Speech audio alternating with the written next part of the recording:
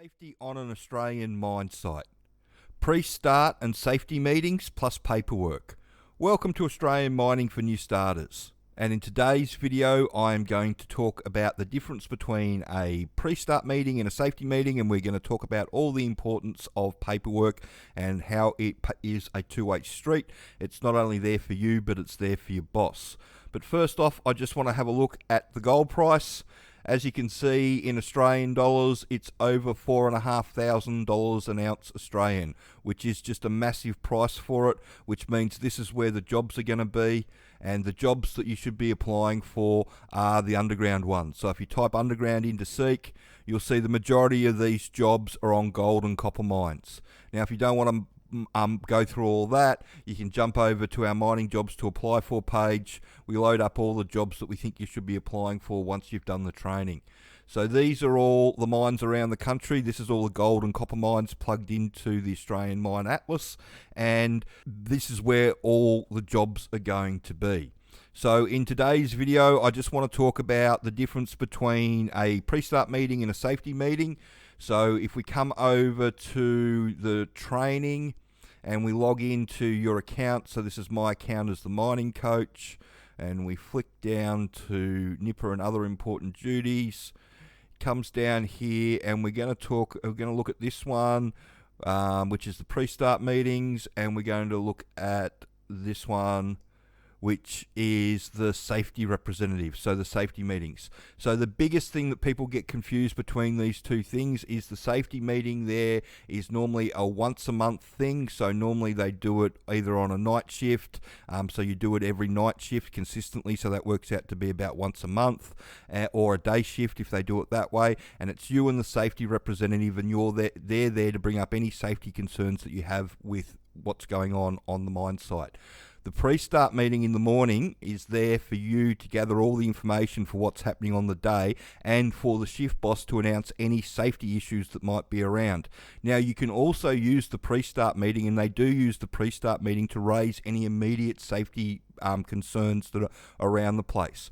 But as you'll see in the training, when you do the training, one of the biggest mistakes people make is that they save up their safety concerns, and instead of bringing it straight to the shift boss's attention or fixing it straight away, they think that they'll score brownie points by saving it up and making a point of it in the pre-start meeting.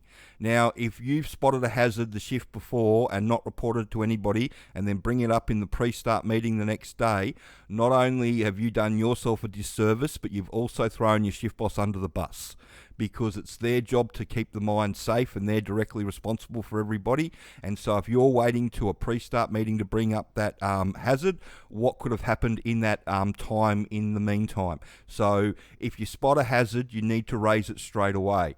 And the training goes into all the different things with the pre-start meeting that you need to do and how it all works. So you can go through that, and then it also talks about the safety rep position. So it goes into how the safety rep position was created back in the day, and it also talks about how you get nominated. So I've been nominated 3 times to be a safety rep.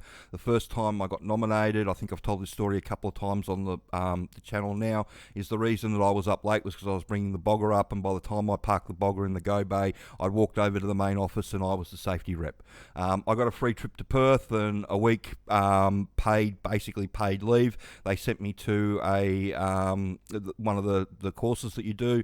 It took 5 days back the first one that I did. It was 8 hours a day, and they paid me $900 for an 8-hour day. It was wonderful, and they had to pay me 7 days because I missed out on the 7 days. And as part of the safety rep deal is that you can't lose any wages, so you've got to make what you'd normally make on site. They can't pro-rata it. They can't do anything like that to it. They've got to pay you what they pay you. So that's one of the things that you'll learn as you go through all this.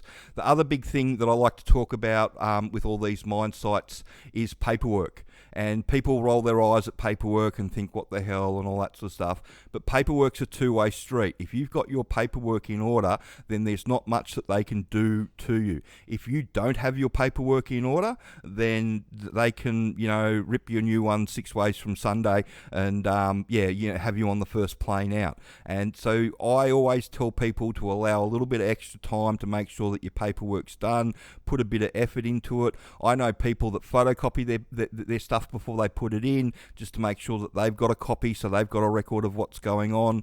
It's there for a reason. You need to fill out your paperwork, your pre-starts, any take fives or anything like that they want you to do. Just make sure that you do it all, and you do it all religiously. And the other thing that you can do as well is keep a diary. So just keep a MindSight diary. Don't keep it on site. Keep it back in your room, and just write anything that particularly happened in that day, if anything that concerned you happened in that day. And you can put an NA there for the day, not applicable. You can put whatever you want to put in there, but just, do it consistently if you do it. And it just covers you, because you never know when you might have to prove that you've done something and they've got a different idea than you do. And if you've got all your paperwork together, then that's just going to make a huge difference to how the situation unravels. So if you want a mining job, I suggest you have a look at the training that we provide. The DIY package is a good way. It's $500, and it's going to teach you whether you want to actually go mining or not. It teaches you all the good stuff and the bad stuff. When we initially wrote the training back in the day, we wrote the training because we got sick of watching all the people fail because they weren't across what was going to be required on site. So we just wanted to put something together that people could do, so it could educate themselves to how it all worked and know what was going on. We didn't set out to write something that was going to turn people off. We just wanted to give people an accurate representation of what exactly they were getting themselves into. And that's what it does. And a lot of people decide that mining's not going to be for them. So I hope you found that information helpful, and remember, paperwork's a two-way street, and the pre-start meeting's there to get all the information for the day and to address any safety concerns that have come up. It's not a safety meeting. A safety meeting is a designated thing that happens normally once a month, that you'll go into with your safety rep. And if you do have any safety concerns, you need to raise them immediately.